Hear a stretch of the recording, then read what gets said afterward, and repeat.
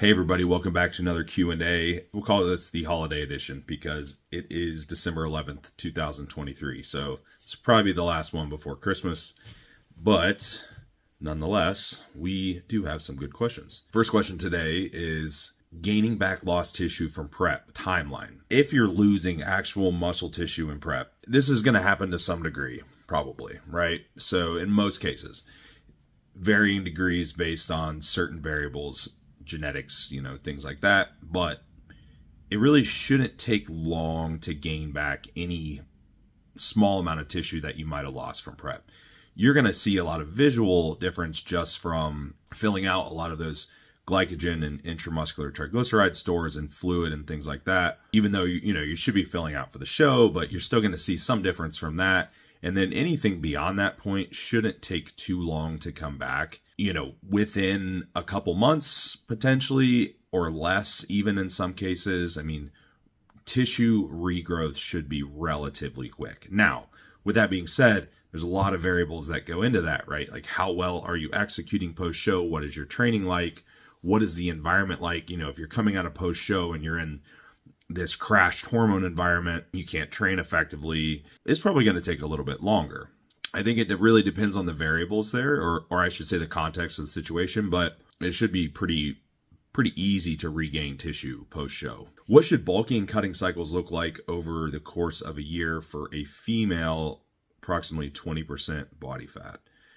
That's a pretty broad question. Now, the 20% body fat could be fine for some, not for others. Females are going to probably need a little bit more to maintain homeostasis in terms of hormones, metabolic function, menstrual cycles, things like that.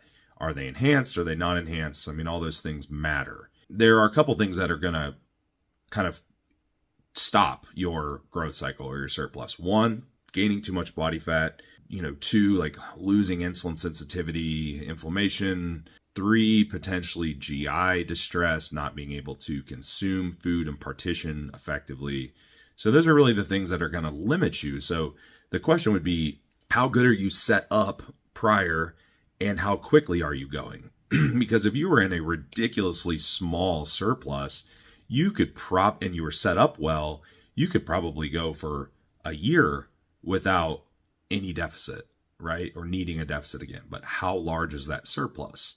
So you ask, what should they look like? Now, again, that is also difficult to answer because I don't know if they're enhanced or natural, or how lean they're starting, or how insulin sensitive they're starting, or really genetically, or any of those things.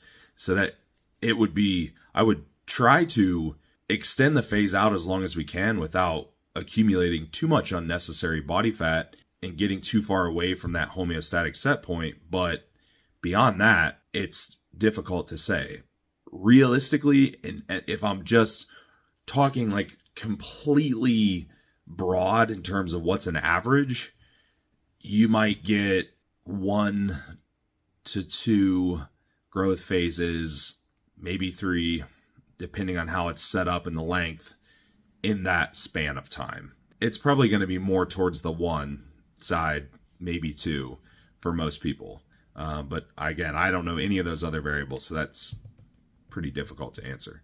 Building phase for a female, optimal range of how many calories above maintenance? And can you just keep adding gradually over 6 months to a year?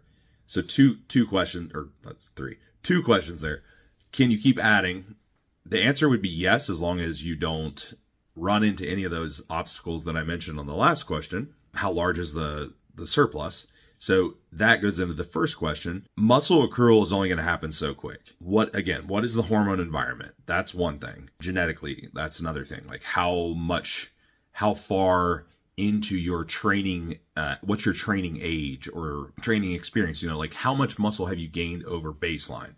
If you're really, really advanced, you're probably not going to gain that much tissue. And in turn, you're probably going to accrue muscle really slowly. Realistically, you don't need to be very far over maintenance. Maybe 1 to 200 calories. And that's probably on the low end. It could be a little bit more, could be a little bit less. But for a female, there's probably no reason to be gaining a pound a week or more if you're once you're past like the initial part where you're just gaining fluid and glycogen back, when you're further into the growth phase, there's probably really no reason to gain much more than that in the later stages of that phase, because you're probably going to like that ratio of muscle to fat gain is going to become less and less favorable over time. You'd probably want to be at a surplus that's going to allow you to maybe gain a quarter to half a pound a week, give or take, assuming that you're not getting too fat. And that's going to be probably pretty realistic. But again, genetics, performance enhancements, like all those things are going to matter.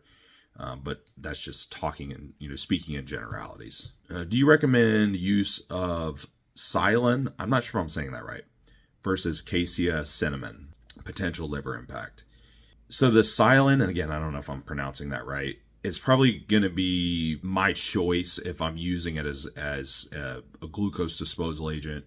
I'm assuming that's probably what they're using it for. There is cormorant, I believe, is the component that is liver toxic, and it's in the cassia version more heavily. I don't know at what dose that becomes liver toxic. So a lot of these supplements are concentrated, you know what I mean? So it's not like you're consuming milligrams, 500 milligrams or 250 milligrams or maybe 1,000 milligrams or something along those lines. I don't know how much you would have to consume for that to become to exhibit liver toxicity, but I do know there is potential for liver toxicity with that.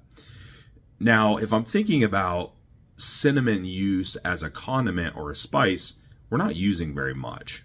So if we compare that to supplements, I would assume that they're probably comparable in terms, for like 1,000 milligrams is 1 gram. You may put a couple grams on food. You probably actually would sprinkle more on food than you would in capsule form. My assumption is that toxicity or liver toxicity is going to be probably a non-issue with the amounts that you're going to use, unless of course you're using supplemental and a lot on the food.